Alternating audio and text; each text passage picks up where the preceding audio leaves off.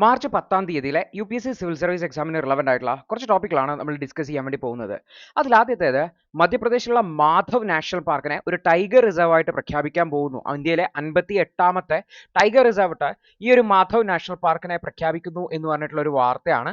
അപ്പോൾ ഈ ഒരു നാഷണൽ പാർക്കുമായി ബന്ധപ്പെട്ട മാധവ് നാഷണൽ പാർക്ക്, അതിന്റെ ലൊക്കേഷൻ തുടങ്ങിയിട്ടുള്ള കാര്യങ്ങളാണ് നമ്മൾ പരിശോധിക്കാൻ വേണ്ടി പോകുന്നതായിട്ടുള്ളത്. മാധവ് നാഷണൽ പാർക്ക് എന്ന് പറയുന്നത് മധ്യപ്രദേശിലുള്ള ഒരു നാഷണൽ പാർക്കാണ്. ഇത് ഇന്ത്യയുടെ 58ാമത്തെ ടൈഗർ റിസർവ് ആയിട്ട് പ്രഖ്യാപിക്കാൻ വേണ്ടി പോകണം. മധ്യപ്രദേശിലെ തന്നെ 9ാമത്തെ ടൈഗർ റിസർവ് ആണ് എന്നുകൂടി ഓർത്തു വെക്കുന്നതായിട്ട്. ഇത് ഈ ഒരു മധ്യപ്രദേശിലെ ചമ്പൽ റീജിയനിലാണ് ലൊക്കേറ്റ് ചെയ്തിട്ടുള്ളത് എന്നുകൂടി ഓർത്തു വെക്കേണ്ടതാണ്. ഇവിടെ നിലവിൽ 5 കടുവകളുടെ പോപ്പുലേഷൻ ആണുള്ളത്. അതിൽ 2 ചെറിയ കടുവ കുഞ്ഞുങ്ങളാണ് എന്നുകൂടി മനസ്സിലാക്കേണ്ടതായിട്ട്. 3 കടുവകൾ, അതിൽ 2 ഫീമെയിൽസ് ആണ്. ഇവയെ 2023 ഈ ഒരു കാട്ടിലേക്ക് അല്ലെങ്കിൽ ഈ ഒരു പ്രദേശത്തേക്ക് കടുവകളെ ഇൻട്രൊഡ്യൂസ് ചെയ്യുന്നതിന്റെ ഭാഗമായിട്ട് കൊണ്ടുവന്നതാണ് എന്നുകൂടി ഓർത്തു വെക്കണം. മാധവ് നാഷണൽ പാർക്കിന്റെ ലൊക്കേഷൻ നോക്കുകയാണെങ്കിൽ മാധവ് നാഷണൽ പാർക്ക് എന്ന് പറഞ്ഞു കഴിഞ്ഞാൽ മധ്യപ്രദേശിലാണെന്ന് പറഞ്ഞു. അപ്പർ വിന്ധ്യ ഹിൽസിലാണ് ലൊക്കേറ്റ് ചെയ്തിട്ടുള്ളത്, മധ്യപ്രദേശിലാണ്. അപ്പോൾ വിന്ധ്യ സത്പുര പർവ്വത നിരകൾ നിങ്ങൾക്ക് ഇവിടെ കാണാൻ വേണ്ടി പറ്റും. അപ്പൊ ഇതിൽ അപ്പർ വിന്ധ്യ ഭാഗത്തായിട്ടാണ് ഇത് ലൊക്കേറ്റ് ചെയ്തിട്ടുള്ളത്. അപ്പൊ ഇത് പണ്ട് മുഗൾ എംപറേഴ്സിനും അതുപോലെ തന്നെ ഗ്വാളിയോറിലെ മഹാരാജയുടെ ഒക്കെ ഹണ്ടിങ് ഗ്രൗണ്ട് ആയിട്ട് ആക്ട് ചെയ്തിട്ടുള്ള സ്ഥലമാണ് ഈ ഒരു മാധവ് നാഷണൽ പാർക്ക് എന്ന് പറയുന്നത്. അതുകൊണ്ട് തന്നെ ഇവിടെ കടുവകളുടെ പോപ്പുലേഷൻ കുറഞ്ഞിട്ടുണ്ടായിരുന്നു. 1959 ഇതിന് നാഷണൽ പാർക്കിന്റെ സ്റ്റാറ്റസ് കിട്ടിയിട്ടുണ്ടായിരുന്നത്. ഇവിടെ വളരെ ഡൈവേഴ്സ് ആയിട്ടുള്ള എക്കോസിസ്റ്റം ഉണ്ട്. ലേക്കുകള്, ഡ്രൈ ഡെസിഡ്യൂസ് ആയിട്ടുള്ള ഫോറസ്റ്റുകൾ, തോൺ ഫോറസ്റ്റുകളൊക്കെ കാണാൻ വേണ്ടി പറ്റും. ഇതുകൂടി ഓർത്തു വെക്കാം. ടൈഗർ, ലെപ്പാർഡ്, നീൽഗായ്, ചിങ്കാര, ചൗസിംഗ തുടങ്ങിയിട്ടുള്ള വ്യത്യസ്ത തരത്തിലുള്ള മാനുകളുടെ സാന്നിധ്യമൊക്കെ ഈ ഒരു നാഷണൽ പാർക്കിൽ ഉണ്ട് എന്നുകൂടി ഓർത്തു വെക്കാം. അപ്പോൾ നമ്മുടെ രാജ്യത്തുള്ള 32 മേജർ ടൈഗർ കോറിഡോർസിൽ ഒരു കോറിഡോർ ഈ ഒരു പാർക്കിലാണ് വരുന്നതായിട്ടുള്ളത്. അതുകൊണ്ട് തന്നെ ടൈഗർ കൺസർവേഷൻ പ്ലാൻ ത്രൂ ആണ് ഈ ഒരു കോറിഡോർ മാനേജ് ചെയ്യുന്നതായിട്ടുള്ളത്. അപ്പൊ ടൈഗർ കൺസർവേഷൻ പ്ലാൻ എന്ന് പറയുന്നത് വൈൽഡ് ലൈഫ് പ്രൊട്ടക്ഷൻ ആക്ട് പ്രകാരം ഈ ഒരു കടുവകൾ മൂവ് ചെയ്യുന്ന കോറിഡോർസിനെ പ്രൊട്ടക്ട് ചെയ്യുന്നതിന് വേണ്ടിയിട്ടുള്ളതാണ് എന്നുകൂടി ഓർത്ത് വെക്കുന്നതായിരുന്നു. അതുപോലെ തന്നെ ഇവിടെ ഡ്രെയിനേജ് സിസ്റ്റം ഉണ്ട്. പ്രത്യേകിച്ചും അമർ നദി എന്ന് പറയുന്ന നദിയുടെ ഡ്രെയിനേജ് ഏരിയ ഈ ഒരു പാർക്കിൻ്റെതാണ് എന്നുകൂടി ഓർത്ത് വെക്കാം. ഈ ഒരു മധ്യപ്രദേശിൽ 9 നാഷണൽ പാർക്ക് ഉണ്ടെന്ന് പറഞ്ഞു. Madhav national park, Panna national park, Vanvihar national park, fossil national park, Satpura national park, Pench national park, Kanha national park, Bandhavgarh national park, Sanjay national park ഓർത്തു വയ്ക്കാൻ വേണ്ടിയിട്ട് ശ്രമിക്കുക ഏതൊക്കെയാണ് നാഷണൽ പാർക്കുകൾ എന്നുള്ളത്. അപ്പൊ ഇത് സിന്ധ് റിവറിന്റെ കാച്ച്മെന്റ് ഏരിയ കൂടിയാണ് ഈ ഒരു പാർക്കിന്റെ ഈ ഒരു ഈസ്റ്റേൺ ബൗണ്ടറിയിലൂടെയാണ് സിന്ധ് റിവർ ഒഴുകുന്നതായിട്ടുള്ളത്. അതുപോലെ തന്നെ 2 ലേക്കുകളുണ്ട്, സാഖ്യ സാഗർ അതുപോലെ തന്നെ മാധവ് സാഗർ എന്നിങ്ങനെ 2 ലേക്കുകളും ഈ ഒരു പാർക്കിൽ ലൊക്കേറ്റ് ചെയ്തിട്ടുണ്ട് എന്നുള്ള കാര്യം കൂടി ഓർത്തു വയ്ക്കേണ്ടതായിട്ടുണ്ട്. അടുത്തൊരു വാർത്ത എന്ന് വെച്ചാൽ ഇന്ത്യയും UK-യും തമ്മിലുള്ള റിലേഷൻഷിപ്പുമായി ബന്ധപ്പെട്ട് വന്നിട്ടുള്ള എഡിറ്റോറിയൽ ആണ്. നമ്മുടെ എക്സ്റ്റേണൽ അഫയേഴ്സ് മിനിസ്റ്റർ UK-യുമായി ബന്ധപ്പെട്ടൊക്കെ ചർച്ചകൾ നടത്തുന്ന കാര്യം നമ്മൾ ഡിസ്കസ് ചെയ്തിട്ടുണ്ടായിരുന്നു. അപ്പോൾ S ജയശങ്കർ അദ്ദേഹം UK-യിൽ പോയപ്പോൾ അദ്ദേഹത്തിന്റെ കാറിനടുത്തേക്ക് ഒരു ഖലിസ്ഥാനി പ്രൊട്ടസ്റ്റർ അപ്രോച്ച് ചെയ്തിട്ടുണ്ടായിരുന്നു. അപ്പോൾ ഇത് ആ ഒരു സുരക്ഷാ ഭീഷണിയുമായി ബന്ധപ്പെട്ട വിഷയങ്ങൾ ഉയർത്തുകയൊക്കെ ചെയ്തിട്ടുണ്ടെങ്കിൽ പോലും UK-നോട് ഇന്ത്യയുടെ ഈ ഒരു സെക്യൂരിറ്റിയിലുള്ള ലാപ്സുമായി ബന്ധപ്പെട്ട ഡിസ്പ്ലഷർ പറഞ്ഞെങ്കിലും ജയശങ്കർ അദ്ദേഹം ആ വിസിറ്റുമായിട്ട് മുന്നോട്ട് പോവുക തന്നെയാണ് ചെയ്തത്. അപ്പോൾ ഈ ഒരു ഭീഷണിക്കിടയിലും ഇന്ത്യയും UK-യും തമ്മിലുള്ള റിലേഷൻഷിപ്പിനെ മെച്ചപ്പെടുത്തുക, അതിനെ വളരെ നന്നായിട്ട് മുന്നോട്ട് കൊണ്ടുപോവുക എന്നുള്ള ഒരു സ്റ്റേജിലേക്ക് ഉയർത്താൻ വേണ്ടിയിട്ടാണ് അദ്ദേഹം ശ്രമിക്കുന്നത്, അല്ലെങ്കിൽ ഇന്ത്യ ശ്രമിക്കുന്നത് എന്നാണ് ഇവിടെ എഡിറ്റോറിയൽ ഹൈലൈറ്റ് ചെയ്യുന്നതായിട്ടുള്ളത്. അപ്പോൾ ഇന്ത്യ UK-യിലും അതുപോലെ തന്നെ UK ഇന്ത്യയിലും അവരുടെ കോൺസുലേറ്റുകൾ മെച്ചപ്പെടുത്താൻ വേണ്ടി ശ്രമിക്കുന്നുണ്ട്. കൂടാതെ 2 പുതിയ കോൺസുലേറ്റുകൾ മാഞ്ചസ്റ്ററിലും ബെൽഫാസ്റ്റിലും തുടങ്ങുന്നതിന് വേണ്ടിയിട്ട് ഇന്ത്യ തീരുമാനിച്ചിട്ടുണ്ട് എന്ന് ഓർത്ത് വെക്കുക. അതുപോലെ തന്നെ UK-യുമായി ബന്ധപ്പെട്ട ഫ്രീ ട്രേഡ് എഗ്രിമെന്റുകളുടെ ഡിസ്കഷൻസ് നടക്കുന്നുണ്ട്. പ്രത്യേകിച്ചും 2020 മുതൽ ഈ ഡിസ്കഷൻ ബ്രെക്സിറ്റുമായി ബന്ധപ്പെട്ടുള്ള കാരണം കൊണ്ട് പിന്നോക്കം പോയിരുന്നു. അതിന് മേലെ ഡിസ്കഷൻ നടക്കുന്നുണ്ട്. ഓൾറെഡി ഇന്ത്യയും യൂറോപ്യൻ യൂണിയനും തമ്മിലുള്ള ബയലാറ്ററൽ ട്രേഡ് എഗ്രിമെന്റും അണ്ടർവേ ആണ്. അപ്പോൾ യൂറോപ്യൻ യൂണിയനിൽ അംഗമല്ല ബ്രിട്ടൻ, അതുകൊണ്ട് UK എന്ന് പറയുന്നത്. സോ ഈ ഒരു UK-യുമായിട്ടും ബയലാറ്ററൽ എഗ്രിമെന്റ് ആണ് ശ്രമിക്കുന്നത്. നിലവിലുള്ള ബയലാറ്ററൽ ട്രേഡ് എന്ന് വെച്ചാൽ UK-യുമായിട്ട് $52 ബില്യൺ അയർലൻഡുമായിട്ട് $17 ബില്യൺ അപ്പോൾ ഇത് രണ്ടും അണ്ടർ പെർഫോമിംഗ് ചെയ്യുകയാണ്. അപ്പോൾ ഇതിനെ കുറച്ചുകൂടി മെച്ചപ്പെടുത്തുക എന്നുള്ളതിലാണ്, പ്രത്യേകിച്ചും ഹൈടെക് ഗ്രേഡിലുള്ള കൊളാബറേഷൻ കൊണ്ടുവരിക എന്നുള്ള ഉദ്ദേശത്തോടു കൂടിയാണ് ഇത്തരത്തിൽ ചെയ്യുന്നതായിട്ടുള്ളത്. അതുപോലെ തന്നെ താരിഫ് റിഡക്ഷൻസിനെ കുറിച്ചിട്ട് ഇന്ത്യ പല കൺസെഷൻസും ചെയ്തിട്ടുണ്ട്. വൈൻസ്, സ്പിരിറ്റ്സ്, വെഹിക്കിൾസിനൊക്കെ US-ന്റെ റിക്വസ്റ്റ് പ്രകാരം ചെയ്തിട്ടുണ്ട്. അതേപോലെ യൂറോപ്പിലേക്കും മറ്റുമൊക്കെ ഈ ഒരു ട്രേഡ് കൺസെഷൻസ് ചെയ്യും എന്ന് തന്നെയാണ് കരുതുന്നതായിട്ടുള്ളത്. അപ്പോൾ യൂറോപ്യൻ യൂണിയനുമായിട്ടുള്ള ഡിപ്ലോമാറ്റിക് ആക്ടിവിറ്റി, അതുപോലെ തന്നെ US-ന്റെ അലയൻസുമായിട്ടുള്ള ആ ഒരു ജിയോ പൊളിറ്റിക്കൽ ഷിഫ്റ്റിന്റെ ഭാഗമായിട്ടുള്ള ടോക്കുകൾ ഇതൊക്കെയാണ് ഇന്ത്യ ഉദ്ദേശിക്കുന്നതായിട്ടുള്ളത്. അപ്പോൾ ഇന്ത്യയുടെ ഡിപ്ലോമസി ഉപയോഗിച്ചുകൊണ്ട് യുഎസുമായിട്ടും യൂറോപ്പുമായിട്ടും ബ്രിട്ടനുമായിട്ടും ഒക്കെയുള്ള ബന്ധം മെച്ചപ്പെടുത്താൻ വേണ്ടിയിട്ടുള്ള ശ്രമങ്ങളാണ് നടത്തുന്നത് എന്നുകൂടി ഓർത്തു വയ്ക്കേണ്ടതായിട്ടുണ്ട്. അടുത്തൊരു വാർത്ത, ഇന്ത്യൻ പോളിസി മേക്കിംഗ് അല്ലെങ്കിൽ ഗവൺമെന്റിന്റെ വിവിധ പോളിസികൾ എങ്ങനെയാണ് ഇന്ത്യൻ വുമൻസിനെ എംപവർ ചെയ്യാൻ വേണ്ടി സഹായിക്കുന്നത്, വുമൺ എംപവർമെന്റിനെ എങ്ങനെയാണ് ഗവൺമെന്റിന്റെ വിവിധ പദ്ധതികൾ സഹായിക്കുന്നത് എന്നുള്ളതാണ് ഓദർ ഹൈലൈറ്റ് ചെയ്യുന്നത്. അതിൽ ആദ്യം തന്നെ ഓദർ പറയുന്നത് സ്വച്ഛ് ഭാരത് അഭിയാനെ കുറിച്ചിട്ടാണ്. സ്വച്ഛ് ഭാരത് അഭിയാൻ, ശുചിത്വം ഇന്ത്യ എന്ന് പറയുന്ന ആശയത്തോട് കൊണ്ടാണ് 116 മില്യൺ ആൾക്കാർ, അതായത് 11.6 കോടിയോളം വീടുകളാണ് ഇതിൽ ബെനിഫിറ്റ് ചെയ്തിട്ടുള്ളത്. സ്ത്രീകളുടെ ഡിഗ്നിറ്റി, സേഫ്റ്റി, അതുപോലെ തന്നെ വെൽബീയിങ്, അതുപോലെ ഓപ്പൺ ഡെഫിക്കേഷൻ ഒക്കെ ഒഴിവാക്കാൻ റൂറൽ മേഖലയിൽ പറ്റിയിട്ടുണ്ട്. അപ്പോൾ പബ്ലിക് ആയിട്ടുള്ള മലമൂത്ര വിസർജനത്തെ ഒഴിവാക്കി അതുവഴി സ്ത്രീകൾക്ക് ബെറ്റർ ആയിട്ടുള്ള ഒരു ലൈഫ് പ്രൊവൈഡ് ചെയ്യാൻ വേണ്ടിയിട്ട് സാധിച്ചു എന്നുള്ളതാണ്. മറ്റൊന്നാണ് മാ തരണി സെൽഫ് ഹെൽപ്പ് ഗ്രൂപ്പുകൾ. റൂർക്കേലയിൽ തുടങ്ങിയിട്ടുള്ള വുമൺ ലെയ്ഡ് ആയിട്ടുള്ള ഇനിഷ്യേറ്റീവ്സ് ആണ്. പ്രത്യേകിച്ചും കമ്മ്യൂണിറ്റി ടോയ്ലറ്റുകൾ ബിൽഡ് ചെയ്യുന്നതിന് വേണ്ടിയിട്ട്, അതുപോലെ ലെപ്രോസി പേഷ്യൻസിന് വേണ്ടിയിട്ട് ഒക്കെ ഹൈജീനും ഡിഗ്നിറ്റിയും ഒക്കെ ഉറപ്പുവരുത്താൻ വേണ്ടിയിട്ട്. അപ്പോൾ ഇത്തരത്തിലുള്ള മാ തരണി സെൽഫ് ഹെൽപ്പ് ഗ്രൂപ്പ് പോലുള്ള സ്ത്രീകളുടെ നേതൃത്വത്തിലുള്ള സെൽഫ് ഹെൽപ്പ് ഗ്രൂപ്പുകളൊക്കെ മുന്നോട്ട് വന്നത് ഇന്ത്യയിൽ വുമൺ എംപവർമെന്റ് ഉദാഹരണമായിട്ടാണ് ഹൈലൈറ്റ് ചെയ്യുന്നത്. മറ്റൊന്നാണ് ജലജീവൻ മിഷൻ എന്ന് പറയുന്നത്. എല്ലാ വീടുകളിലേക്കും, റൂറൽ മേഖലയിലുള്ള എല്ലാ വീടുകളിലേക്കും കുടിവെള്ളം എത്തിക്കുന്നതിന് വേണ്ടിയിട്ട് 150 മില്യൺ ഹൗസ് ഹോൾഡ്, 15 കോടി വീടുകളിലേക്ക് ടാപ്പ് വാട്ടർ എത്തിക്കാൻ വേണ്ടി ശ്രമിച്ചു. സ്വാഭാവികമായിട്ടും നേരത്തെ വെള്ളം കളക്ട് ചെയ്യാൻ വേണ്ടിയിട്ട് മണിക്കൂറുകളോളം നടന്ന് സഞ്ചരിച്ച സ്ത്രീകൾക്ക് അവരുടെ ഡെയിലി വാട്ടർ ഫെച്ചിങ് ബേർഡനെ ഒഴിവാക്കാൻ വേണ്ടി പറ്റി. അത് അവരുടെ മറ്റ് എക്കണോമിക് ആക്ടിവിറ്റീസിലേക്ക് അവരെ ഇൻവോൾവ് ചെയ്യുന്നതിന് വേണ്ടിയിട്ടൊക്കെ സഹായിക്കുന്നു എന്നാണ് ഓദർ ഹൈലൈറ്റ് ചെയ്തിട്ടുള്ളത്. അതേപോലെ തന്നെ സ്റ്റാർട്ടപ്പ് ഇന്ത്യ തുടങ്ങിയിട്ടുള്ള മിഷൻസിലായിക്കോട്ടെ, 73,000-ഓളം സ്ത്രീകളുടെ നേതൃത്വത്തിലുള്ള സ്റ്റാർട്ടപ്പുകൾക്ക് സ്റ്റാൻഡപ്പ് ഇന്ത്യ പോലുള്ള സ്കീമിൽ, അതുപോലെ മുദ്ര യോജനയുടെ ഭാഗമായിട്ട് ലോണുകൾ കിട്ടിയിട്ടുണ്ട്. അപ്പോൾ മൊത്തം ഫണ്ടിന്റെ 68% സ്ത്രീകളിലേക്കാണ് പോകുന്നത്. അതേപോലെ തന്നെ ജം പോർട്ടൽ, ഗവൺമെന്റിന്റെ ഈ മാർക്കറ്റ് പ്ലേസ് ആണ് ജം പോർട്ടൽ. ഗവൺമെന്റിന്റെ വിവിധ ഡിപ്പാർട്ട്മെന്റുകൾക്കും പർച്ചേസ് ചെയ്യുന്നതിന് വേണ്ടിയിട്ടാണ്. ഏകദേശം 1,00,000-ഓളം വുമൺ നേതൃത്വത്തിലുള്ള സ്മോൾ മൈക്രോ എന്റർപ്രൈസുകൾ കോൺട്രാക്റ്റുകൾ, ഏകദേശം 46,000 കോടിയോളം രൂപയുടെ കോൺട്രാക്റ്റുകൾ സെക്യൂർ ചെയ്തിട്ടുണ്ട്. ഇത് സ്വാഭാവികമായിട്ടും ആ ഒരു സ്ഥാപനങ്ങളുടെ വളർച്ചയ്ക്കും അതുവഴി എക്കണോമിക് ഗ്രോത്തിനും, അതേപോലെ തന്നെ ജെൻഡർ ഈക്വാലിറ്റി, ഗവൺമെന്റ് പ്രൊക്യൂർമെന്റിൽ ജെൻഡർ ഈക്വാലിറ്റി ഉറപ്പുവരുത്താനും പറ്റുന്നുണ്ട് എന്നുള്ളതാണ്. മറ്റൊന്നാണ് ഭാരത് നെറ്റ് അല്ലെങ്കിൽ PM വാണി തുടങ്ങിയിട്ടുള്ളവ. ഇവയെല്ലാം ഏകദേശം 1,99,000-ഓളം വില്ലേജുകളെയും 2,14,000-ഓളം ഗ്രാമപഞ്ചായത്തുകളെയും കണക്ട് ചെയ്തിട്ടുണ്ടായിരുന്നു. അപ്പോൾ വിവിധ ഡിജിറ്റൽ ടൂളുകൾ, ഫൈനാൻഷ്യൽ സർവീസസ് ആയിക്കോട്ടെ, ബിസിനസ് ഇൻഫർമേഷൻ ആയിക്കോട്ടെ, എഡ്യൂക്കേഷൻ റിലേറ്റഡ് ആയിട്ടുള്ള ടൂൾസുകൾ ആയിക്കോട്ടെ, ഇത് സ്ത്രീകളിലേക്ക് ലഭ്യമാക്കുന്നതിന് വേണ്ടി ഇത്തരത്തിലുള്ള ഡിജിറ്റൽ സർവീസുകൾ കൊണ്ട് സാധിച്ചു എന്നുള്ളതാണ്. ഇനി ഗവേണൻസിലേക്ക് നോക്കുവാണെങ്കിൽ നമ്മളുടെ ലെജിസ്ലേറ്റീവ് ബോഡികളിലേക്ക് 33% റിസർവേഷൻ നൽകുന്നതിന് വേണ്ടിയിട്ടുള്ള ബില്ലുകൾ കൊണ്ടുവന്നിട്ടുണ്ടായിരുന്നു. ഇത് സ്ത്രീകളുടെ പൊളിറ്റിക്കൽ പാർട്ടിസിപ്പേഷനെ വർദ്ധിപ്പിക്കുന്നതിന് വേണ്ടിയിട്ടും പ്രത്യേകം ഇന്ത്യയുടെ ഗവേണൻസ്, ഇന്ത്യയുടെ ഭരണ സംവിധാനത്തിൽ സ്ത്രീകൾ കൂടുതൽ ഉയർന്നു വരുന്നതിനും കാരണമാകും എന്നുള്ളതാണ്. അപ്പോൾ നമ്മുടെ റൂറൽ മേഖലയിൽ നോക്കിക്കഴിഞ്ഞാൽ 46% ഇലക്റ്റഡ് റെപ്രസെൻറ്റേറ്റീവ്സും റൂറൽ ഗവേണൻസിൽ സ്ത്രീകളാണ്.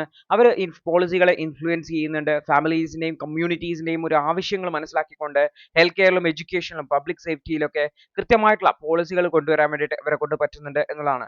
അതേസമയത്ത് ഗവേണൻസിലുള്ള സ്ത്രീകൾ കുറെ കൂടി ഇൻക്ലൂസീവ് ആയിട്ടുള്ള സസ്റ്റൈനബിൾ ആയിട്ടുള്ള ഡെവലപ്മെന്റൽ ആക്ടിവിറ്റീസ് പ്രൊമോട്ട് ചെയ്യാൻ സഹായിക്കുന്നുണ്ട്. അത് സൊസൈറ്റിയുടെ ഓവറോൾ വെൽബീയിങ്ങിനെ പ്രൊമോട്ട് ചെയ്യുന്നുണ്ട് എന്നാണ് പറഞ്ഞത്. അപ്പോൾ ഓവറോൾ നോക്കിക്കഴിഞ്ഞാൽ നമ്മൾ റൂറൽ ഫീമെയിൽ പാർട്ടിസിപ്പേഷൻ വർക്ക് ഫോഴ്സിൽ നോക്കിക്കഴിഞ്ഞാൽ 2017 24.6% റൂറൽ മേഖലയിലുള്ള സ്ത്രീകൾ മാത്രമാണ് ജോലിക്ക് വേണ്ടി ശ്രമിച്ചിരുന്നത് അല്ലെങ്കിൽ വർക്ക് ഫോഴ്സിന്റെ ഭാഗമായിരുന്നെങ്കിൽ ഇന്നത് 2023 ഡാറ്റ പ്രകാരം 41.5% എത്തിയിട്ടുണ്ട്. ഇത് പ്രധാനമായിട്ടും വീടുകളിലേക്ക് കുടിവെള്ളം എത്തുന്നുണ്ട്, ഡൊമസ്റ്റിക് ബേർഡൻസ് കുറഞ്ഞു, അതുപോലെ തന്നെ ഇംപ്രൂവ്ഡ് ആയിട്ടുള്ള ഓപ്പർച്യൂണിറ്റീസ് അഗ്രികൾച്ചറിലും മറ്റ് മേഖലകളിലും ലഭിച്ചു എന്നുള്ളത് കൊണ്ടാണ്.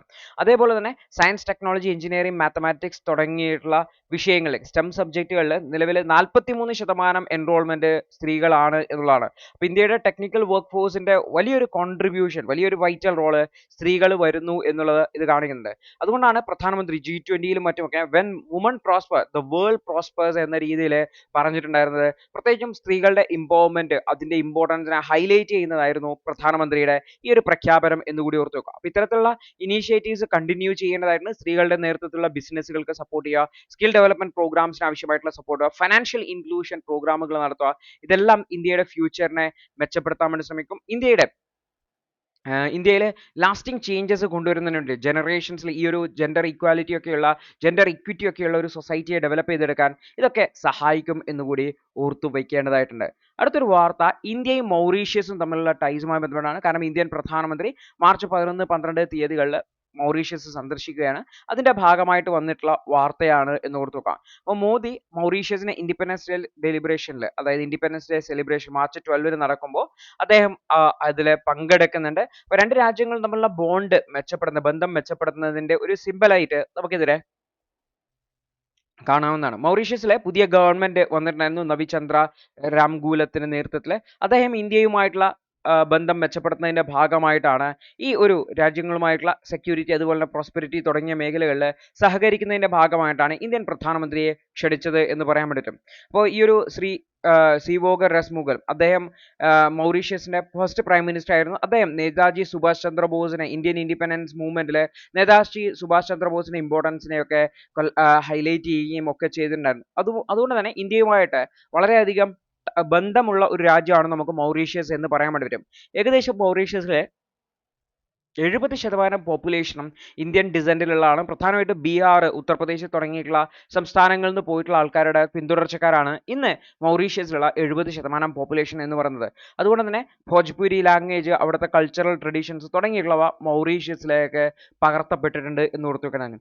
ഇന്ത്യ ഈ ഒരു കൾച്ചറൽ ഹെറിറ്റേജ് ഉള്ളത് കൊണ്ട് തന്നെ പല സാഹചര്യങ്ങളും മൗറീഷ്യസിനെ സപ്പോർട്ട് ചെയ്തിട്ടുണ്ട്. മഹാത്മാഗാന്ധി ഇൻസ്റ്റിറ്റ്യൂട്ട്, പ്രത്യേകിച്ചും ഇന്ത്യക്ക് പുറത്തുള്ള ലാർജസ്റ്റ് ഇന്ത്യൻ കൾച്ചറൽ സെന്റർ ആണ് മഹാത്മാഗാന്ധി ഇൻസ്റ്റിറ്റ്യൂട്ട്. ഇത് ഇന്ത്യയും മൗറീഷ്യസും തമ്മിലുള്ള ആ ഒരു കൾച്ചറൽ ഹെറിറ്റേജിന്റെ ഒരു ലിങ്ക് ആയിട്ട് നമുക്ക് കാണാൻ വേണ്ടി വരും. ഇനി നമ്മൾ ട്രേഡ് റിലേഷൻസിലേക്ക് നോക്കിക്കഴിഞ്ഞാൽ രണ്ട് രാജ്യങ്ങളും തമ്മിലുള്ള ബൈലാറ്ററൽ ട്രേഡ് എന്ന് പറഞ്ഞാൽ 554 മില്യൺ മാത്രമാണ് എന്ന് ഓർത്ത് വെക്കുക. ഇത് വളരെ ചെറിയ രാജ്യമാണ് എന്ന് ഓർത്ത് വെക്കുന്നത്. അതേ സമയത്ത് മൗറീഷ്യസ് എന്ന് പറയുന്നത് ഒരു എമേർജിംഗ് ബിസിനസ് പാർട്ണർ ആയിട്ട് മാറുന്നുണ്ട് എന്ന് കൂടി ഓർത്ത് വെക്കുന്നതായിരുന്നു. അതുപോലെ തന്നെ മൗറീഷ്യസുമായിട്ട് double taxation avoidance agreement sign ചെയ്തിട്ടുണ്ട്. ഇത് രണ്ട് രാജ്യങ്ങൾക്കും ബെനിഫിറ്റ് ചെയ്യുന്നുണ്ട്. അതുകൊണ്ട് തന്നെ ഇന്ത്യയിലേക്ക് ഫോറിൻ ഇൻവെസ്റ്റ്മെന്റ് വരുന്നതിനുള്ള ഒരു പ്രധാനപ്പെട്ട റൂട്ടായിട്ട് മൗറീഷ്യസ് മാറിയിട്ടുണ്ട് എന്നതാണ്. മൗറീഷ്യസിലെ പ്രധാനപ്പെട്ട ഭാഷ ഇംഗ്ലീഷും ഫ്രഞ്ചുമാണ്. അതുകൊണ്ട് തന്നെ ഇന്ത്യൻ ബിസിനസ്സുകൾക്ക് ആഫ്രിക്കൻ മാർക്കറ്റ് ആക്സസ് ചെയ്യുന്നതിന്റെ ഭാഗമായിട്ട് മൗറീഷ്യസുമായിട്ടുള്ള ബന്ധം മെച്ചപ്പെടുത്താൻ വളരെ എളുപ്പമാണെന്ന് ഓർത്ത് വെക്കാം. അപ്പോൾ മൗറീഷ്യസിന്റെ ലൊക്കേഷൻ നോക്കിക്കഴിഞ്ഞാൽ ഇന്ത്യൻ ഓഷ്യനിലുള്ള ചെറിയൊരു ദ്വീപ് സമൂഹമാണ്.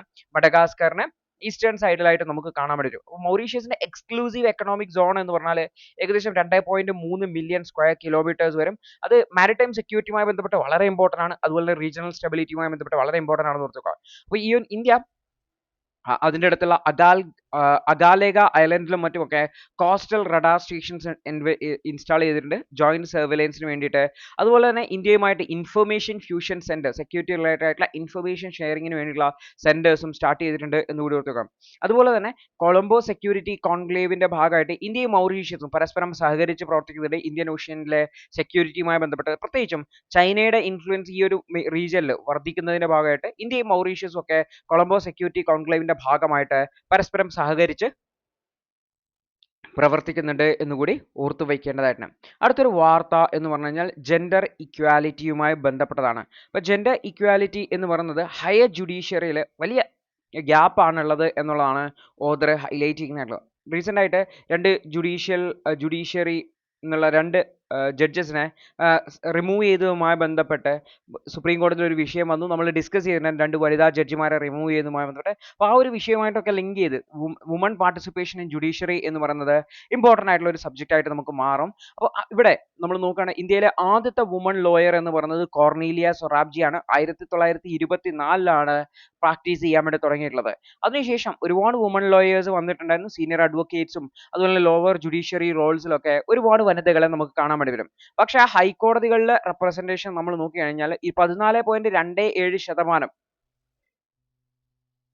ജഡ്ജസ്മാർ മാത്രമാണ് സ്ത്രീകളായിട്ടുള്ളത്. സുപ്രീം കോടതിയിൽ ഇതിൽ വെറും 2 പേര് മാത്രമാണെന്ന് ഓർത്ത് വെക്കുന്നതാണ്. അപ്പോൾ ലാസ്റ്റ് വുമൺ സുപ്രീം കോടതിയിൽ അപ്പോയിന്റ് ചെയ്യപ്പെട്ടത് 2021 എന്നുകൂടി ഓർത്ത് വെക്കുന്നതാണ്.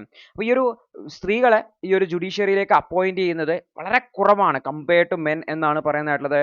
അതായത് ഏതെങ്കിലും ഒരു ഹൈക്കോടതിയിൽ ഒരു വുമൺ ചീഫ് ജസ്റ്റിസ് ഉണ്ടെങ്കിൽ അത് ഗുജറാത്ത് ഹൈക്കോടതിയിൽ മാത്രമാണ് എന്നുള്ളത് കൂടി ഓദർ ഹൈലൈറ്റ് ചെയ്യുന്നുണ്ട്. അപ്പോൾ ഈ ഒരു ലീഗൽ പ്രൊഫഷനുമായി ബന്ധപ്പെട്ട് സ്ത്രീകളുമായി ബന്ധപ്പെട്ട് വളരെ ഡീപ്പ് റൂട്ടഡ് ആയിട്ടുള്ള ബയാസ് എക്സിസ്റ്റ് ചെയ്യുന്നുണ്ട്.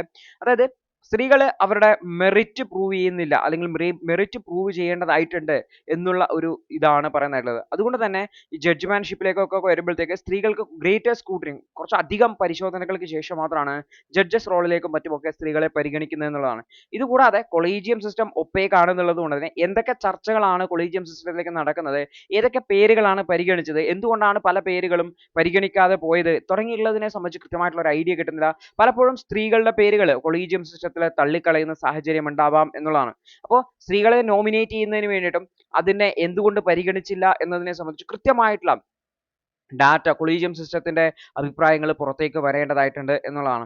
ഇപ്പോൾ ജുഡീഷ്യൽ അപ്പോയിന്റ്മെന്റുമായി ബന്ധപ്പെട്ടവർ 2020 ശേഷം 9 സ്ത്രീകളെ ഹൈക്കോടതിയിലേക്ക് അപ്പോയിന്റ് ചെയ്യാൻ വേണ്ടിയിട്ട് റെക്കമെൻഡ് ചെയ്തിട്ടുണ്ട്. പക്ഷേ ഇതുവരെ കൺഫേം ചെയ്തിട്ടില്ല എന്നുകൂടി ഓർത്ത് വെക്കേണ്ടതായിട്ടുണ്ട്. അപ്പോൾ 5 ഓഫ് ദം എന്ന് പറഞ്ഞു കഴിഞ്ഞാൽ ഒരു സ്പെസിഫിക് പോസ്റ്റിന് വേണ്ടിയിട്ടുള്ള റെക്കമെൻഡേഷൻ ആയിട്ടാണ് 5 പേരെ റെക്കമെൻഡ് ചെയ്തിട്ടുള്ളത് എന്നുള്ളതാണ്. അപ്പോൾ ഇത്തരത്തിലുള്ള ജഡ്ജസ്മാരെ അപ്പോയിന്റ് ചെയ്യുന്നതിന് കൃത്യമായിട്ടുള്ള ക്രൈറ്റീരിയ ഇല്ലാത്തത് കൊണ്ട് തന്നെ സ്ത്രീകൾക്കെതിരെയുള്ള ആ ഒരു ബയാസ് ഭയങ്കര സിവിയർ ആയിട്ടുണ്ട് എന്നും സ്ത്രീകൾ വുമൺ ലോയേഴ്സിന് അഡ്വാൻസ് ചെയ്യാൻ വേണ്ടി പറ്റുന്നില്ല എന്നുമാണ് ഓതർ ഹൈലൈറ്റ് ചെയ്യുന്നതായിട്ടത്. അപ്പോൾ വുമൺസിനെ ഈക്വലി റെപ്രസെന്റ് ചെയ്യേണ്ടതായിട്ട് സുപ്രീം കോടതിയിലും ഹൈക്കോടതിയിലും ഒക്കെ വുമൺസിന് ഈക്വൽ റെപ്രസെന്റേഷൻ കൊടുക്കേണ്ടതായിട്ട് അതിന് വേണ്ടിയിട്ടുള്ള ഫെയർനെസ്സും ഇൻക്ലൂഷനും ഒക്കെ ജുഡീഷ്യൽ ഡിസിഷൻസിൽ കൊണ്ടുവരാൻ വേണ്ടിയിട്ട് അത് അത്യാവശ്യമാണെന്നുള്ളത്. അപ്പോൾ ട്രാൻസ്പാരന്റ് ആയിട്ടുള്ള മെറിറ്റ് ബേസ്ഡ് ആയിട്ടുള്ള പ്രോസസ്സുകൾ പോകണം, കൃത്യമായിട്ടുള്ള അപ്പോയിന്റ്മെന്റ് ക്രൈറ്റീരിയാസ് വേണം, അത് പരിശോധിച്ച് ആ ഒരു ഡൈവേഴ്സിറ്റി അതുപോലെ ജെൻഡർ ഡൈവേഴ്സിറ്റി ജുഡീഷ്യൽ അപ്പോയിന്റ്മെന്റുകളിൽ കൊണ്ടുവരേണ്ടതായിട്ടുണ്ട് എന്നാണ് പറയുന്നത്. അറ്റ്ലീസ്റ്റ് 1/3 ജുഡീഷ്യൽ ഓഫീസേഴ്സ് എങ്കിലും ഹയർ ജുഡീഷ്യറിയിൽ സ്ത്രീകളായിരിക്കണം എന്നുള്ളൊരു ആവശ്യമാണ് ഓതർ ഇവിടെ കൊണ്ടുവരുന്നത്. പ്രത്യേകിച്ചും ഈ ഒരു ജുഡീഷ്യറിയിലേക്ക് ജെൻഡർ ഇക്വാലിറ്റിയും ജെൻഡർ ഇക്വിറ്റിയും ഒക്കെ കൊണ്ടുവരുന്നതിന് അത് വളരെ അത്യാവശ്യമാണെന്ന് പറയുന്നത്. അപ്പോൾ ജെൻഡർ ഡൈവേഴ്സിറ്റി എന്ന് പറയുന്നത് ഒരു സ്പെസിഫിക് ഒബ്ജക്റ്റീവിന് വേണ്ടിയിട്ടുള്ള ഒരു മെറിറ്റ് ബേസ്ഡ് ആയിട്ടുള്ള കാര്യത്തിലൂടെ കൊണ്ടുവരേണ്ടതാണ്. അപ്പോൾ ജുഡീഷ്യറിയുടെ സെലക്ഷൻ പ്രോസസ്സിലും ഈ ഒരു ജെൻഡർ ഡൈവേഴ്സിറ്റി ഉറപ്പുവരുത്തേണ്ടതാണ്. അപ്പോൾ സ്ത്രീകളുടെ ജുഡീഷ്യൽ അപ്പോയിന്റ്മെന്റുകൾ ഒരു റൂട്ടീൻ പ്രോസസ് ആയിരിക്കണം, ഒരു ഫാൻഫെയർ അവർ ഇടയ്ക്ക് മാത്രം ഒരു പേരിന് വേണ്ടി നടത്തുന്ന പ്രോസസ് ആയിരുത്. അത് അത്തരത്തിൽ വുമൺസിന്റെ പാർട്ടിസിപ്പേഷൻ ഹയർ ജുഡീഷ്യറിയിൽ ഉറപ്പുവരുത്തേണ്ടതാണ് എന്നാണ് ഓതർ ഹൈലൈറ്റ് ചെയ്യുന്നത്. അടുത്തൊരു വാർത്ത, സെമി കണ്ടക്ടർ ചിപ്പുകൾ ഇന്ത്യയിലേക്ക് ഇമ്പോർട്ട് ചെയ്യുന്നത് വർദ്ധിച്ചു വരികയാണ്. അതേസമയത്ത് ലോക്കലി പ്രൊഡ്യൂസ് ചെയ്യാൻ വേണ്ടിയിട്ടുള്ള ശ്രമങ്ങൾ ഇന്ത്യയുടെ ഭാഗത്ത് നിന്നുണ്ടാവുന്നുണ്ട് എന്ന് പറഞ്ഞിട്ടുള്ള വാർത്തയാണ്. അപ്പോൾ ഇന്ത്യ നമ്മുടെ സെമി കണ്ടക്ടർ ചിപ്പുകൾ, നമ്മുടെ ഇലക്ട്രോണിക് കോമ്പോണന്റുകളിലൊക്കെ ഉപയോഗിക്കുന്ന ചിപ്പുകളാണ് സെമി കണ്ടക്ടർ ചിപ്പുകൾ എന്ന് പറയുന്നതായിട്ടുള്ളത്. അത് നമ്മുടെ രാജ്യം ഭയങ്കരമായിട്ട് ഇമ്പോർട്ട് ചെയ്യുകയാണ് എന്നുള്ളതാണ്. പക്ഷെ 2025 ഇന്ത്യ ഫസ്റ്റ് ഡൊമസ്റ്റിക്കലി ഒരു സെമി കണ്ടക്ടർ ചിപ്പ് മാനുഫാക്ചർ ചെയ്യാൻ വേണ്ടിയിട്ടുള്ള ശ്രമങ്ങൾ ചെയ്യുന്നുണ്ട്. ഇതിനു വേണ്ടിയിട്ട് 5 semiconductor facilities under construction ഉണ്ട്. ടാറ്റയുടെ അസംബ്ലി ആൻഡ് ടെസ്റ്റിംഗ് യൂണിറ്റ് മുറിഗാവണിലും ഫാബ്രിക്കേഷൻ പ്ലാന്റും ദൊളേറയിലും ഒക്കെ പുരോഗമിക്കുകയാണ് എന്നുകൂടി ഓർത്തിക്കേണ്ടതാണ്. അപ്പം ഇന്ത്യയുടെ സെമികോൺ ഇന്ത്യ പ്രോഗ്രാം 2021 ലോഞ്ച് ചെയ്തിട്ടുള്ളതാണ്. അപ്പോൾ ഇതിനു വേണ്ടിയിട്ട് ഫണ്ടുകളൊക്കെ അലോക്കേറ്റ് ചെയ്തിട്ടുണ്ടെങ്കിലും ഫണ്ടുകൾ അണ്ടർ യൂട്ടിലൈസ് ആയിരുന്നു. അതായത് ബഡ്ജറ്റ് ചെയ്ത എമൗണ്ടിനേക്കാൾ വളരെ കുറഞ്ഞ എമൗണ്ട് മാത്രമാണ് എന്ത് ചെയ്തിട്ടുള്ളത്, സ്പെൻഡ് ചെയ്തിട്ടുള്ളത് എന്നുള്ളതാണ്. ഫൈനാൻഷ്യൽ ഇയർ 23 13 കോടി രൂപയാണ് 200 കോടി രൂപ അലോക്കേറ്റ് ചെയ്ത് സ്പെൻഡ് ചെയ്തിട്ടുള്ളത്. അതിനുശേഷം ഫൈനാൻഷ്യൽ ഇയർ 24 1503 കോടിയുടെ കമ്പയർ ചെയ്യുമ്പോൾ റിവൈസ്ഡ് എക്സ്പെൻഡിച്ചർ എന്ന് പറയുന്നത് 681 കോടി മാത്രമായിട്ട് ആണെന്നുള്ളതാണ്. അപ്പോൾ ഗവൺമെന്റ് ഫണ്ട് ഇൻക്രീസ് ചെയ്യുന്നുണ്ട് എന്നുണ്ടെങ്കിൽ പോലും അത് കൃത്യമായിട്ട് യൂട്ടിലൈസ് ചെയ്യപ്പെടുന്നില്ല എന്നുള്ളൊരു കൺസേൺ ആണ് ഇവിടെ ഹൈലൈറ്റ് ചെയ്യുന്നതായിട്ടുള്ളത്. അതേസമയത്ത് നമ്മുടെ രാജ്യത്ത് ഇമ്പോർട്ട് ഡിപ്പെൻഡൻസി വർദ്ധിച്ചു വരുന്നുണ്ട്. സെമി കണ്ടക്ടർ ചിപ്പുകൾ, പ്രത്യേകിച്ചും മോണോലിത്തിക് ഇന്റഗ്രേറ്റഡ് സർക്യൂട്ടുകൾ, മെമ്മറി ചിപ്പുകൾ, ആംപ്ലിഫയേഴ്സ് തുടങ്ങിയിട്ടുള്ളവ നമ്മൾ കൂടുതലായിട്ട് ഇമ്പോർട്ട് ചെയ്യുന്നുണ്ട്. മോണോലിത്തിക് ഐസിസിലെ ഇന്ത്യ നമ്മൾ നോക്കിക്കഴിഞ്ഞാൽ ഇന്ത്യയുടെ ടോട്ടൽ ഇമ്പോർട്ടിന്റെ 2.09% മാത്രമാണ് ഇന്ത്യ ഉണ്ടാക്കുന്നത് ഓർത്ത് വെക്കുന്നത്. ഫൈനാൻഷ്യൽ ഇയറിൽ 16 ഇത് 0.19% ആയിരുന്നു. ഇതത് 2%ലേക്ക് വർദ്ധിച്ചിട്ടുണ്ട് എന്നുള്ളതാണ്. അപ്പോൾ സെമി കണ്ടക്ടർ ചിപ്പുകളുടെ മേലെ ഇന്ത്യ ഈ കഴിഞ്ഞ 5-6 വർഷം കൊണ്ട് കാര്യമായിട്ടുള്ള ഒരു ഗ്രോത്ത് ഉണ്ടാക്കിയിട്ടില്ല എന്നുള്ളതാണ് ഇവിടെ മനസ്സിലാക്കുന്നത്. വെറും 2% ഗ്രോത്ത് മാത്രമാണ് ഉണ്ടാക്കിയത്. അപ്പോൾ സെമി കണ്ടക്ടർ ചിപ്പുകളുടെ ആവശ്യം വർദ്ധിക്കുന്നുണ്ട്. അത് ഇമ്പോർട്ടിലൂടെയാണ് മീറ്റ് ചെയ്യുന്നത്. ഇന്ത്യയുടെ പ്രൈമറി സപ്ലയർ ചൈനയാണ് എന്നുള്ളതും കൂടി ഓർത്തു വയ്ക്കേണ്ടതായിട്ടുണ്ട്. അപ്പോൾ ഇന്ത്യ പുതിയ മാനുഫാക്ചറിങ് ഫെസിലിറ്റീസ് ഡെവലപ്പ് ചെയ്യുന്നുണ്ട്. പ്രത്യേകിച്ചും സെമി കണ്ടക്ടർ വാല്യൂ ചെയിനിലേക്ക് ഇന്ത്യ ഒരു പ്രധാനപ്പെട്ട സ്റ്റെപ്പ് വഹിക്കാൻ വേണ്ടി പോകണം. അതിന്റെ അസംബ്ലി, അതിന്റെ ടെസ്റ്റിംഗ്, അതിന്റെ ഫാബ്രിക്കേഷൻ തുടങ്ങിയവ ഇന്ത്യയിൽ ചെയ്യുന്നതിന് വേണ്ടിയിട്ടാണ് ശ്രമിക്കുന്നതായിട്ടുള്ളത്. പക്ഷേ chip design softwares, intellectual property related ആയിട്ടുള്ള വിഷയങ്ങൾ, സെമി കണ്ടക്ടർ മെറ്റീരിയൽസിന്റെ അവൈലബിലിറ്റി തുടങ്ങിയുള്ള വിഷയങ്ങളിൽ ഇന്ത്യ സ്റ്റിൽ ചാലഞ്ചസ് നേരിടുന്നുണ്ട്. ഇന്ത്യയിലെ അസംബ്ലിയും ടെസ്റ്റിംഗും ഒക്കെ നടക്കുമെങ്കിലും ഇത്തരത്തിലുള്ള റോ മെറ്റീരിയൽസ് ഇന്ത്യ പുറത്തുനിന്ന് കൊണ്ടുവരേണ്ട സാഹചര്യത്തിലേക്ക് പോകും എന്നുള്ളതാണ്. അടുത്തൊരു വാർത്ത നാഷണൽ എഡ്യൂക്കേഷൻ പോളിസിയുമായി ബന്ധപ്പെട്ടാണ്. നാഷണൽ എഡ്യൂക്കേഷൻ പോളിസിയുടെ 3 ലാംഗ്വേജ് ഫോർമുലയുമായി ബന്ധപ്പെട്ട് വലിയ പ്രതിഷേധമാണ് തമിഴ്നാട്ടിൽ നടക്കുന്നത് നമുക്കറിയാം. അപ്പോൾ എന്താണ് ഈ നാഷണൽ എഡ്യൂക്കേഷൻ പോളിസിയിൽ ഈ ഒരു ലാംഗ്വേജസിനെ കുറിച്ച് പറയുന്നത്, എന്താണ് അതിന്റെ ഫണ്ടമെന്റൽ ഐഡിയ എന്നുള്ളതാണ് നമ്മൾ നോക്കാൻ വേണ്ടി പോകുന്നത്. നാഷണൽ എഡ്യൂക്കേഷൻ പോളിസി പറയുന്നത് വെച്ചാൽ, അതായത് ഒരു കുട്ടിയെ മദർ ടോങ്ങിലായിരിക്കണം അല്ലെങ്കിൽ അവരുടെ ഹോം ലാംഗ്വേജിലായിരിക്കണം 5ാം ക്ലാസ് വരെ നിർബന്ധമായിട്ട് പഠിപ്പിക്കേണ്ടത്. പ്രിഫറബിളി 8ാം ക്ലാസ് വരെ പഠിപ്പിക്കേണ്ടതായിട്ട്. കാരണം വളരെ കോംപ്ലക്സ് ആയിട്ടുള്ള സബ്ജക്റ്റുകളെ മനസ്സിലാക്കാൻ വേണ്ടിയിട്ട് ഏറ്റവും പ്രിഫേർഡ് ആയിട്ടുള്ളത് അവരുടെ മദർ ടങ് അല്ലെങ്കിൽ മാതൃഭാഷയാണ്. അതുപോലെ തന്നെ റിസർച്ചുകളിൽ ഏകദേശം 2 നും 8 വയസ്സിനും ഇടയിലുള്ള കുട്ടികൾക്ക് വളരെ വേഗത്തിൽ ഭാഷ പഠിച്ചെടുക്കാൻ പറ്റും എന്ന് പറയുന്നുണ്ട്. അതുകൊണ്ട് തന്നെ മൾട്ടി ലിംഗ്വലിസം എന്ന് പറയുന്നത് ഈ ഒരു പ്രായത്തിൽ കോഗ്നിറ്റീവ് ആയിട്ടുള്ള ഡെവലപ്മെന്റിൽ വളരെയധികം സഹായിക്കും എന്നും പറയുന്നുണ്ട്. അപ്പോൾ നാഷണൽ എഡ്യൂക്കേഷൻ പോളിസി ബൈലിംഗ്വലിസത്തെ എൻകറേജ് ചെയ്യണം. അതായത് ഒരു ഭാഷയല്ല ഒന്നിലധികം ഭാഷ പഠിക്കുന്നതിനെയാണ് ഫോക്കസ് ചെയ്യുന്നതായിട്ടുള്ളത്. മദർ ടങ്ങിന്റെ കൂടെ തന്നെ ഇംഗ്ലീഷും കൂടെ പഠിക്കുന്നത് കുട്ടികൾക്ക് കുറച്ചുകൂടി ബെറ്റർ ആയിട്ട് കാര്യങ്ങളെ മനസ്സിലാക്കാനും അക്കാദമിക് കണ്ടന്റ് കുറച്ചുകൂടി വേഗത്തിൽ ഗ്രാസ്പ് ചെയ്യാനും സഹായിക്കും എന്നാണ് പറയുന്നതായിട്ടുള്ളത്. All India school education survey നടത്തിയതിൽ ഒരു സർവേയിൽ ഇന്ത്യയിൽ 2002 കാലഘട്ടത്തിൽ ഏകദേശം 92% സ്കൂളുകളുടെ മീഡിയം ഓഫ് ഇൻസ്ട്രക്ഷൻ എന്ന് പറയുന്നത് മദർ ടങ് ആയിരുന്നു. എന്നാൽ 2009 എത്തുമ്പോഴത്തേക്ക് ഇത് 86% കുറഞ്ഞിട്ടുണ്ടായിരുന്നു എന്ന് ഓർത്തു വെക്കുന്നതാണ്. പ്രധാനമായിട്ടും റൂറൽ ഏരിയാസിൽ നോക്കിക്കഴിഞ്ഞാൽ 87% സ്കൂളുകളിലും മദർ ടങ് ആണ് പ്രധാനപ്പെട്ട ഭാഷയായിട്ടെങ്കിൽ അർബൻ ഏരിയയിലേക്ക് വരുമ്പോൾ മീഡിയം ഓഫ് ഇൻസ്ട്രക്ഷൻ എന്ന് പറയുന്നത് 80% മാത്രമാണ് മദർ ടങ് വരുന്നതായിട്ടുള്ളത്. അതായത് മദർ ടങ്ങിൽ പഠിപ്പിക്കുന്നത് കുറഞ്ഞു വരുന്നു എന്നുള്ള ഒരു ഡാറ്റയാണ് നമുക്ക് കാണാൻ വേണ്ടി പറ്റുന്നത്. അതായത് ഈ ഒരു ലിംഗ്വിസ്റ്റിക് ഡൈവേഴ്സിറ്റി മെയിൻറ്റെയിൻ ചെയ്യാൻ പറ്റുന്നില്ല. എല്ലാവരും ഈ ഒരു ഇംഗ്ലീഷ് മീഡിയം അല്ലെങ്കിൽ അത്തരത്തിലുള്ള ഭാഷകളിലേക്ക് ഫോക്കസ് ചെയ്യപ്പെടുന്നു എന്നുള്ളൊരു കൺസേൺ ആണ് ഇവിടെ ഹൈലൈറ്റ് ചെയ്യുന്നത്. ഈ ഒരു സാഹചര്യത്തിലാണ് നാഷണൽ എഡ്യൂക്കേഷൻ പോളിസി വരുന്നത് 3 ലാംഗ്വേജ് ഫോർമുല വരുന്നതായിട്ടുള്ളത്.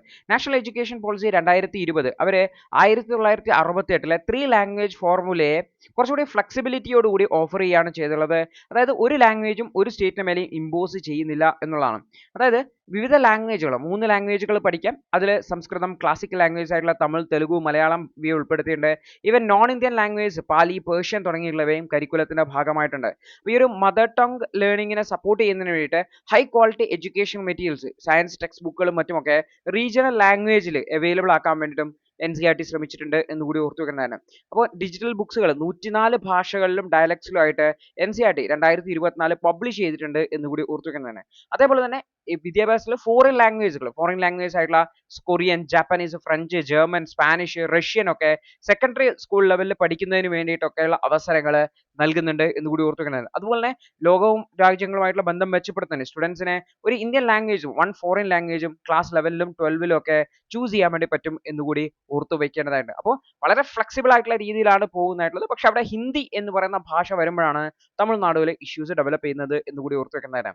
അടുത്തൊരു വാർത്ത എന്ന് വെച്ചാൽ, അതായത് ലൈറ്റ് കോമ്പാക്ട് എയർക്രാഫ്റ്റ് ആയിട്ടുള്ള MK-1A വേണ്ടിയിട്ടുള്ള ഫ്യൂൽ സേജ് അത് ഇന്ത്യയിൽ ഡെവലപ്പ് ചെയ്യുന്നതിന് വേണ്ടിയിട്ടുള്ള സ്റ്റെപ്പുകൾ എടുത്തിട്ടുണ്ട്. അതിന്റെ ഇന്ത്യൻ പ്രൈവറ്റ് സെക്ടർ ഈ ഒരു ഫ്യൂൽ സേജ് HAL-നെ ഹാൻഡ് ഓവർ ചെയ്തു എന്ന് പറഞ്ഞിട്ടുള്ള വാർത്തയാണ്.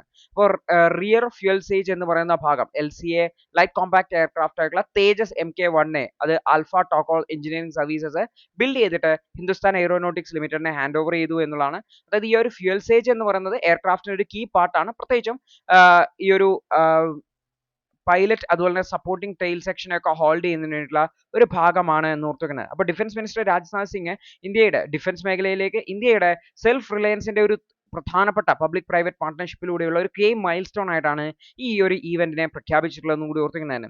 HAL-ന് വേണ്ടിയിട്ട് already 12 real fuel sage already produce ചെയ്തിട്ടുണ്ട് എന്ന് കൂടി ഓർത്തു വെക്കേണ്ടതായിട്ടുണ്ട്. അപ്പോൾ ഇതിൽ LCA MK-1A കുറിച്ച് പറയുന്നുണ്ട്. ഇതൊരു ലൈറ്റ് കോമ്പാക്ട് എയർക്രാഫ്റ്റ് ആണ്. യുദ്ധത്തിനൊക്കെ ഉപയോഗിക്കുന്ന ഒരു എയർക്രാഫ്റ്റ് ആണ്. 1984 ഇത് ഇന്ത്യ എയ്റോനോട്ടിക്കൽ ഡെവലപ്മെന്റ് ഏജൻസിയുടെ ഭാഗമായിട്ട് LCA പ്രോഗ്രാം നടത്തിയിട്ടുള്ളത്. LCA തേജസ് എന്നായിരുന്നു ആദ്യത്തെ പേര്. ഹിന്ദുസ്ഥാൻ എയ്റോനോട്ടിക്സ് ലിമിറ്റഡ് ആണ് ഇത് ഡെവലപ്പ് ചെയ്തിട്ടുള്ളത്. നേരത്തെ ഉണ്ടായിരുന്ന MiG-21 ഫൈറ്റർ ജെറ്റുകളെ റീപ്ലേസ് ചെയ്തുകൊണ്ടാണ് LCA തേജസ് എയർക്രാഫ്റ്റുകൾ വന്നിട്ടുണ്ടായത്. 2003 ലൈറ്റ് കോമ്പാക്ട് എയർക്രാഫ്റ്റ് പ്രോഗ്രാമിന് തേജസ് എന്ന് പേരിടുകയും, അതായത് പ്രധാനമന്ത്രി അടൽ ബിഹാരി വാജ്പേയി അദ്ദേഹം അങ്ങനെ പേരിടുകയും ചെയ്തിട്ടുണ്ടായിരുന്നു. സെക്കൻഡ് സൂപ്പർസോണിക് ഫൈറ്റർ ജെറ്റ് ആണ് HAL ഡെവലപ്പ് ചെയ്തതാണ് ഈ ഒരു തേജസ് എന്ന് പറയുന്നത്. ആദ്യത്തെ സൂപ്പർസോണിക് ഫൈറ്റർ ജെറ്റിന്റെ പേര് മാരുത് എന്നാണ്. HF-24 മാരുത് എന്നായിരുന്നു. അപ്പോൾ LCA തേജസ് എന്ന് പറയുന്നത് ഒരു single engine multi role light compact aircraft ആണ്. ഇത് ലൈറ്റസ്റ്റ് ആണ്, അതുപോലെ തന്നെ smallest multi role supersonic aircraft ആണ് ഈ ഒരു കാറ്റഗറിയിൽ വരുന്നത് എന്ന് കൂടി ഓർത്തുവെക്കേണ്ടത്. അപ്പോൾ വിവിധ തരത്തിലുള്ള കോമ്പാറ്റ് ഓപ്പറേഷൻസിൽ air to air, air to surface, precision guided, അതുപോലെ സ്റ്റാൻഡ് ഓഫ് വെപ്പൺറി തുടങ്ങിയുള്ള വ്യത്യസ്ത മിലിറ്ററി ടാക്ടിക്സിൽ ഇവയെ യൂസ് ചെയ്യാൻ വേണ്ടി പറ്റും. ഇതിന് സിംഗിൾ എഞ്ചിൻ ആണുള്ളത്, അതുപോലെ കോമ്പൗണ്ട് ഡെൽറ്റ വിങ് ആണ്, അതുപോലെ ടൈൽലെസ് ആയിട്ടുള്ള ഒരു ഡിസൈൻ ആണ് തേജസിനുള്ളത് എന്ന് കൂടി ഓർത്തു വയ്ക്കേണ്ടതായിട്ട്. അപ്പോൾ ഈ ഒരു LCA പ്രോഗ്രാമിന്റെ ഉദ്ദേശം എന്ന് വെച്ചാൽ ഇന്ത്യയുടെ ഇൻഡിജിനസ് ആയിട്ടുള്ള എയ്റോസ്പേസ് ക്യാപ്പബിലിറ്റീസ് ഡെവലപ്പ് ചെയ്യുക എന്നുള്ളതാണ്. 1970 മുതൽ ഇന്ത്യ MiG-1 ആണ് യൂസ് ചെയ്യുന്നതായിട്ടുള്ള, MiG-21 ആണ് യൂസ് ചെയ്യുന്നത് എയർഫോഴ്സിന്റെ ഭാഗമായിട്ട്. ഈ ഒരു LCA പ്രോഗ്രാം വഴി ഈ ഒരു ഏജിങ് ആയിട്ടുള്ള പ്രായമായിട്ടുള്ള MiG ഫൈറ്റർ ജെറ്റുകളെ റീപ്ലേസ് ചെയ്യുക എന്നുള്ള ഉദ്ദേശമാണ്. ഇതിന്റെ സെക്കൻഡറി ഗോൾ ഇന്ത്യയുടെ ഇൻഡിജിനസ് ആയിട്ടുള്ള ഡൊമസ്റ്റിക് ഏവിയേഷൻ ക്യാപ്പബിലിറ്റീസ് ഡെവലപ്പ് ചെയ്യുക എന്നുള്ളതാണ്. അപ്പോൾ 123 തേജസ് എയർക്രാഫ്റ്റുകളെ ഇന്ത്യൻ എയർഫോഴ്സിന് 2024-25 കാലഘട്ടത്തിൽ ഡെലിവറി ചെയ്യാൻ വേണ്ടിയിട്ടാണ് HAL ശ്രമിക്കുന്നത് എന്നാണ് പറഞ്ഞുള്ളത്. അപ്പോൾ ഈ എയ്റോസ്പേസിൽ ഇന്ത്യയും ഒരു ഫാസ്റ്റസ്റ്റ് ഗ്രോയിങ് ഏവിയേഷൻ മാർക്കറ്റായി മാറുകയാണ്.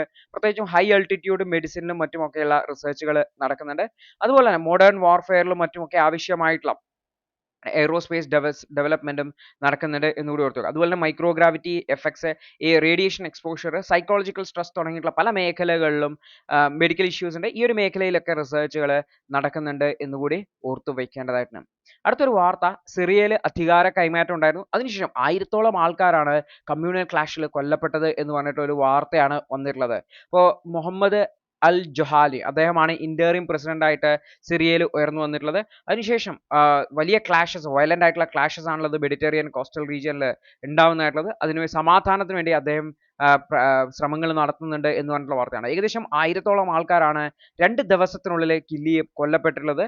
വലിയ കമ്മ്യൂണൽ വയലൻസിന്റെ ഭാഗത്തിന് ശേഷം ബഷർ അൽ അസാദിന്റെ അധികാര മാറ്റത്തിന് ശേഷം വലിയ കമ്മ്യൂണൽ വയലൻസ് ആണ് നടക്കുന്നത് എന്നുള്ളതാണ്. ഇപ്പൊ സിറിയ എന്ന് പറയുന്നത് വെസ്റ്റ് ഏഷ്യൻ കൺട്രിയാണ്, ഈസ്റ്റേൺ മെഡിറ്ററേനിയൻ, അതായത് ലെവന്റ് എന്ന് പറയുന്ന റീജിയൻ ആണ്.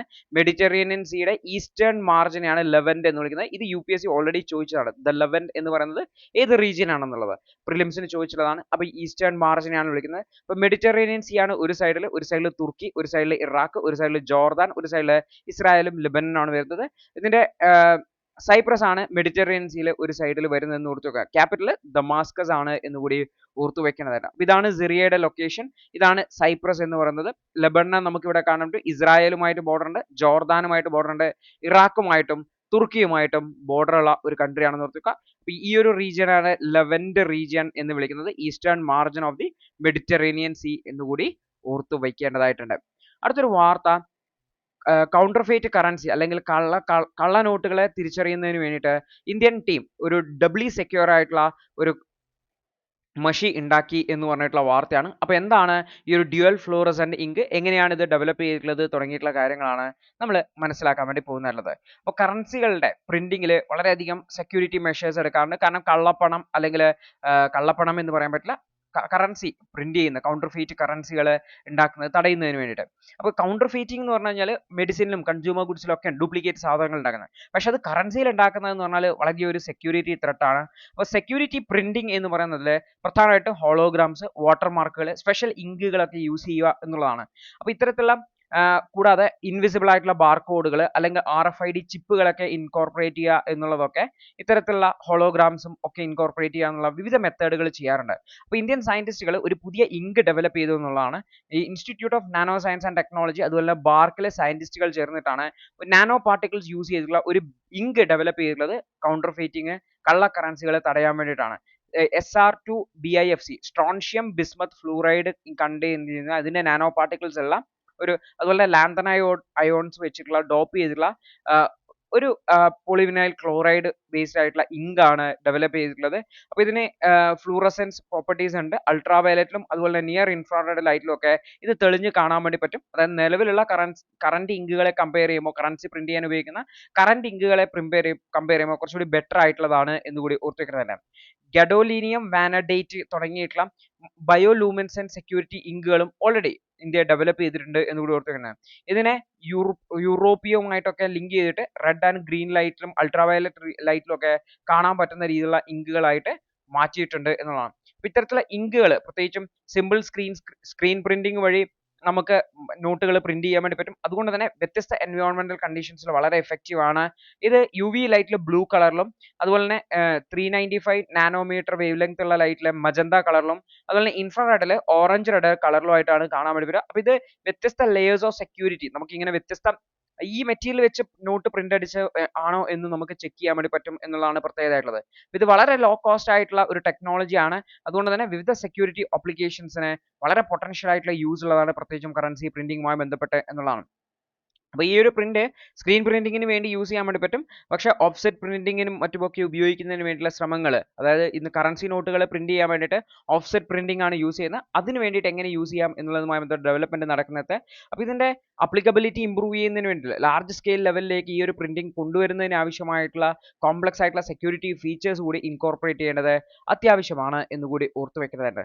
അടുത്തൊരു വാർത്ത എന്ന് പറയുന്നത് മണിപ്പൂരിൽ വലിയ പ്രൊട്ടസ്റ്റ് നടക്കുകയാണ്. പ്രസിഡന്റ് റൂൾ ഇമ്പോസ് ചെയ്തെങ്കിലും വലിയ പ്രൊട്ടസ്റ്റ് നടക്കുകയാണ്. ഇതുവരെ ആയുധങ്ങൾ 3000-ഓളം ആയുധങ്ങൾ ഇൻ സർക്കുലേഷൻ ആണെന്ന് കരുതുന്നുണ്ട്. അത്രയും ആയുധങ്ങളൊന്നും തിരിച്ചു കിട്ടിയിട്ടില്ല. അപ്പോൾ അവിടെ സമാധാനം ഇതുവരെ പുനഃസ്ഥാപിക്കാൻ പറ്റിയില്ല. ഇതിനെതിരെ വലിയ പ്രൊട്ടസ്റ്റുകളാണ് സ്ത്രീകൾ നാഷണൽ ഹൈവേ 2 ഒക്കെ ബ്ലോക്ക് ചെയ്തുകൊണ്ട്, ഓർത്ത് വെക്കാം മണിപ്പൂരിലാണ് നാഷണൽ ഹൈവേ 2 ബ്ലോക്ക് ചെയ്തുകൊണ്ട് ചെയ്തിട്ടുള്ളത് എന്നുള്ള വാർത്തയാണ് വരുന്നതായിട്ടുള്ളത്. മണിപ്പൂരിൽ നിന്നുള്ള ഒരു വാർത്തയാണ്. അതുപോലെ തന്നെ ഇലക്ടോറൽ ID കാർഡ് ഡ്യൂപ്ലിക്കേറ്റ് ചെയ്യാൻ വേണ്ടി പറ്റുമോ? ഓൾറെഡി ഡ്യൂപ്ലിക്കേറ്റ് ചെയ്യാൻ പറ്റുന്നുണ്ട്. അതിനെ കറക്റ്റ് ചെയ്യുമെന്നാണ് ഇലക്ഷൻ കമ്മീഷൻ പറഞ്ഞിട്ടുള്ളത്. അപ്പോൾ അതുമായി ബന്ധപ്പെട്ട പൊളിറ്റിക്കൽ ആയിട്ടുള്ള ഇൻവോൾവ്മെന്റും മറ്റു കാര്യങ്ങളൊക്കെയാണ് ഡിസ്കസ് ചെയ്തത്. ഈ ടോപ്പിക് നമ്മൾ ഓൾറെഡി കവർ ചെയ്തുകൊണ്ട് വീണ്ടും ആവർത്തിക്കുന്നില്ല. അടുത്തൊരു വാർത്ത എന്ന് വെച്ചാൽ ഇന്ത്യയുടെ AI കോശ എന്ന് പറയുന്ന ഇന്ത്യയുടെ ഓൺ ഡാറ്റാ സെറ്റുകൾ റിലീസ് ചെയ്തതുമായി ബന്ധപ്പെട്ട് വന്നതാണ്. ഇന്ത്യയുടെ ഡെമോഗ്രഫി മറ്റ് യൂറോപ്യൻ ഡെമോഗ്രഫിയായിട്ട് വ്യത്യസ്തമായതുകൊണ്ട് തന്നെ ഇന്ത്യയുടെ ഓൺ ഡാറ്റാ സെറ്റ് ഉണ്ടാവുക എന്നുള്ളത് ഇന്ത്യക്ക് സ്വന്തമായിട്ട് ഒരു ആർട്ടിഫിഷ്യൽ ഇന്റലിജൻസ് മോഡൽ ഡെവലപ്പ് ചെയ്യുന്നതിന് അത്യാവശ്യമാണ് എന്നുള്ള കാര്യമാണ് പറയുന്നത്. അപ്പോൾ ഈ ഒരു വിഷയം നമ്മൾ ഓൾറെഡി ഡീറ്റെയിൽ ആയിട്ട് 2 ദിവസങ്ങളായിട്ട് ഡിസ്കസ് ചെയ്തുകൊണ്ട് വീണ്ടും ആവർത്തിക്കുന്നില്ല. അപ്പോൾ ഇത്രയും ടോപ്പിക്കുകളാണ് ഇന്നേ ദിവസം ഉള്ളത്. കൃത്യമായിട്ട് മനസ്സിലാക്കുക, കൃത്യമായിട്ട് റിവിഷൻ ചെയ്യുക. All the best.